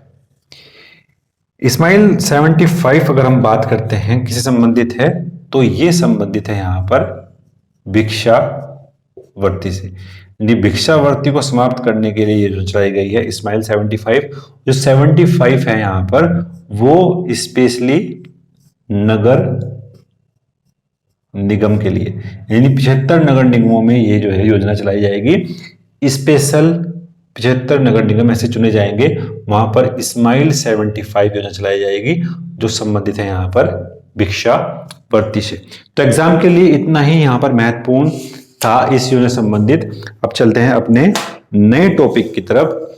नया टॉपिक जो हमारे पास है यहां पर वो है गति शक्ति विश्वविद्यालय। गति शक्ति विश्वविद्यालय, ठीक है। ये जो गति शक्ति विश्वविद्यालय है एक तरीके का ये स्पेशलाइज्ड यहां पर यूनिवर्सिटी होगी। जो मेन जो फोकस इसका होगा वो होगा हमारे यहां पर परिवहन क्षेत्र से संबंधित। यहां पर जो ट्रांसपोर्टेशन है उसमें आने वाले जो नई नई रिसर्च हैं, जो नए नए डेवलपमेंट हैं, उन पर यहाँ पर काम करने का प्रयास करेगा हमारा गति शक्ति विश्वविद्यालय। यदि मैं बात करता हूँ गति शक्ति विश्वविद्यालय जो है कहाँ पर इसका निर्माण किया जा रहा है, तो जो इसका निर्माण किया जा रहा है वो कहाँ पर किया जा रहा है, बड़ोदरा में। बड़ोदरा में ही गति शक्ति विश्वविद्यालय का निर्माण किया जा रहा है। एक तरीके से रेलवे और कुछ प्रणालियां हैं जो साथ मिलकर यहाँ पर काम करेंगी, ठीक है। तो ये था। और नेक्स्ट जो हमारे पास यहाँ पर जो टॉपिक बनता है वो है यहाँ पर बुरहानपुर। बुरहानपुर पहला प्रमाणिक, फर्स्ट प्रमाणिक जिला बन चुका है हर घर नल से जल का। तो बुरहानपुर ऐसा पहला जो जिला बन चुका है जहां पर हर घर से नल से हम पहुंचा रहे हैं, और ये कहां पर है, एमपी के अंदर है, ठीक है। एग्जाम के पॉइंट ऑफ व्यू से काफी ये महत्वपूर्ण यहां पर हो जाता है। और ऐसा प्रमाणिक जो जिला है वो तो यहां पर बुरहानपुर है, लेकिन राज्य क्या है, ऐसा जो राज्य है वो है यहां पर गोवा। गोवा ऐसा राज्य बन चुका है जहां पर हर घर नल से जल जो है हम पहुंचा पा रहे हैं। ये एक तरीके का पूरा मिशन चलाया हुआ है सरकार के द्वारा, जो इस पर यहां पर काम कर रहा है। नेक्स्ट बात करते हैं एग्जाम के पॉइंट ऑफ व्यू से। तो जिस तरीके का प्रश्न हम यहाँ पर डिस्कस कर रहे हैं ये आपके एग्जाम के लिए काफी महत्वपूर्ण यहाँ पर होने वाले हैं, और अगर आप कंटिन्यू हमारे साथ बने रहेंगे तो जाहिर सी बात है कि आपके आने वाले एग्जाम में आपका स्कोर यहाँ पर बढ़ने वाला है, ठीक है। नेक्स्ट बात करते हैं भारत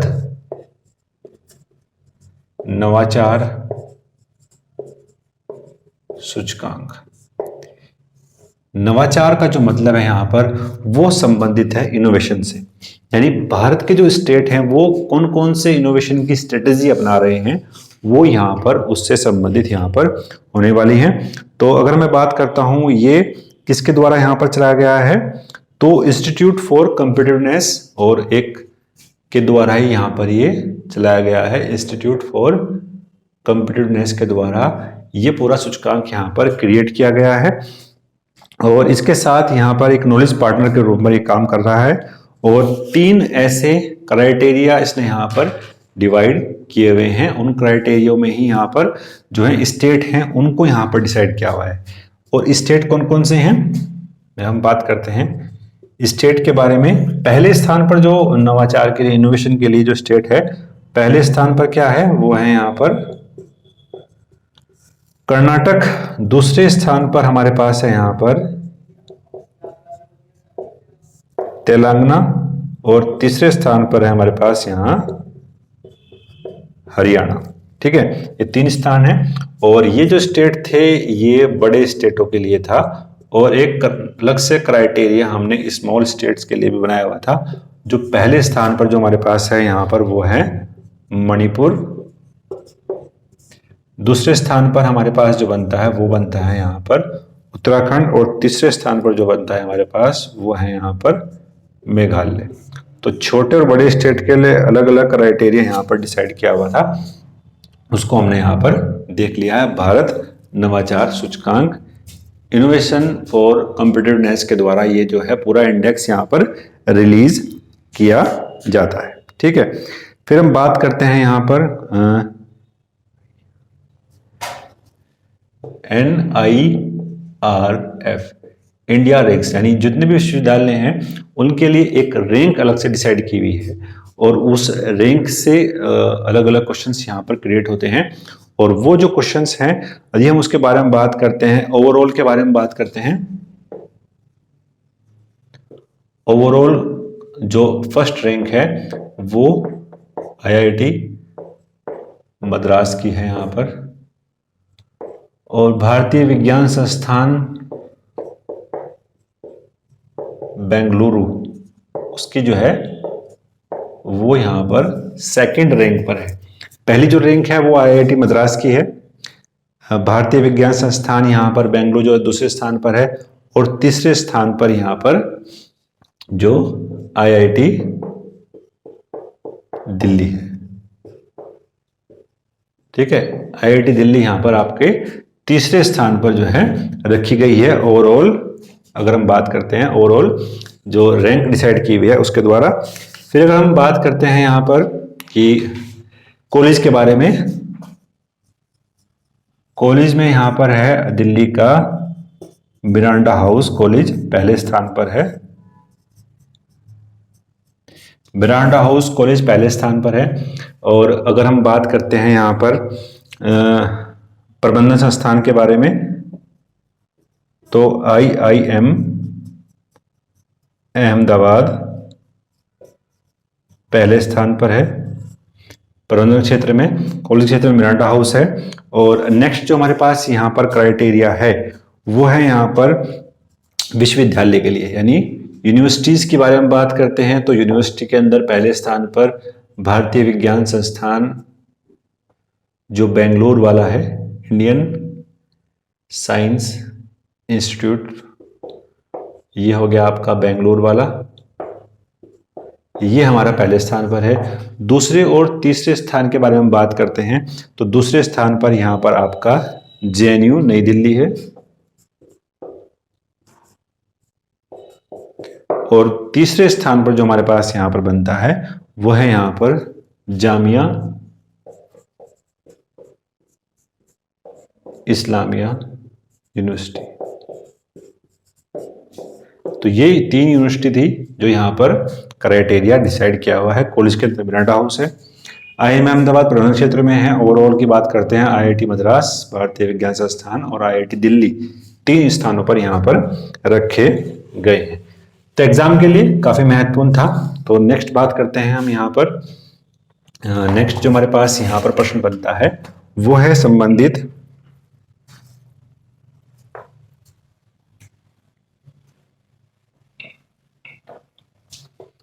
राष्ट्रपति चुनाव से, 16वें राष्ट्रपति चुनाव।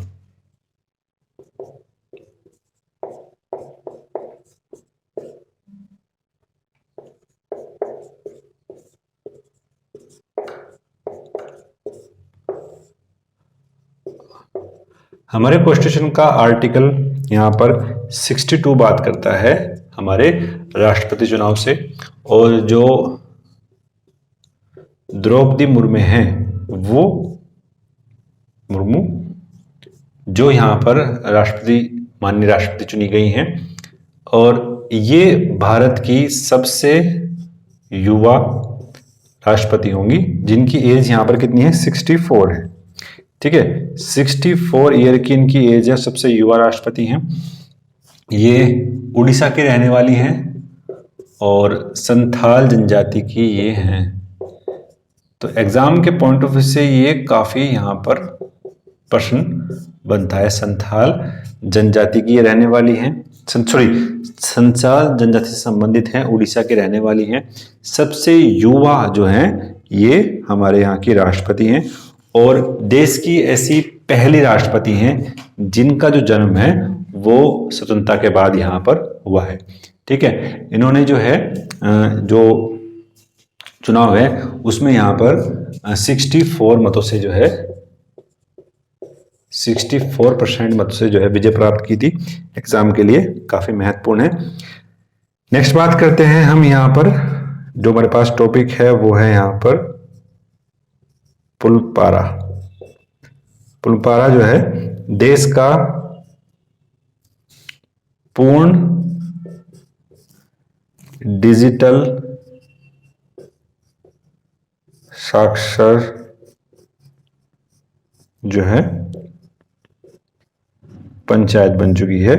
और यहां पर जो है जो पुलमारा है वो कहां पर है, ये केरल के अंदर है। तो केरल आपको लगातार इस तरह की एक्टिविटी में यहां पर काम करता हुआ दिखाई पड़ता है केरल के अंदर। और केरल ही अपना पहला पूरे भारत का पहला ऐसा राज्य बन चुका है जिसका खुद का अपना नेटवर्क है। और नेट को इन्होंने जो है इंटरनेट को बेसिक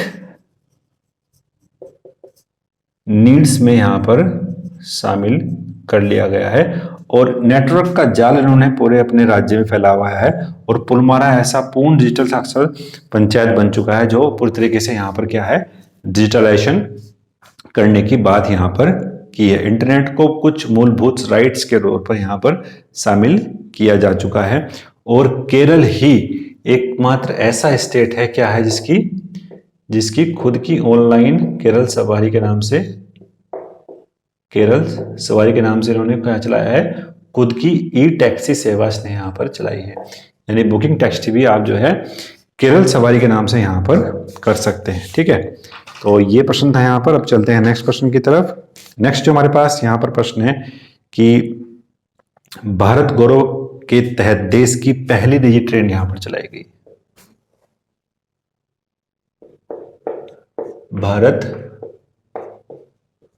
गौरव के नाम से एक पहली जो है फर्स्ट निजी ट्रेन यहां पर चलाई गई है जिसका नाम क्या है, भारत गौरव के नाम से ट्रेन चलाई गई है। और इसकी जो पहली ट्रेन थी वो कोयंबटूर से शिरडी के बीच चली थी। ठीक है, और ये जो ट्रेन है भारत गौरव ट्रेन, ये कहीं ना कहीं भारत के अंदर पर्यटन को बढ़ावा देने के लिए ये इस तरह का जो है एक्टिविटी की जा रही है गवर्नमेंट के द्वारा।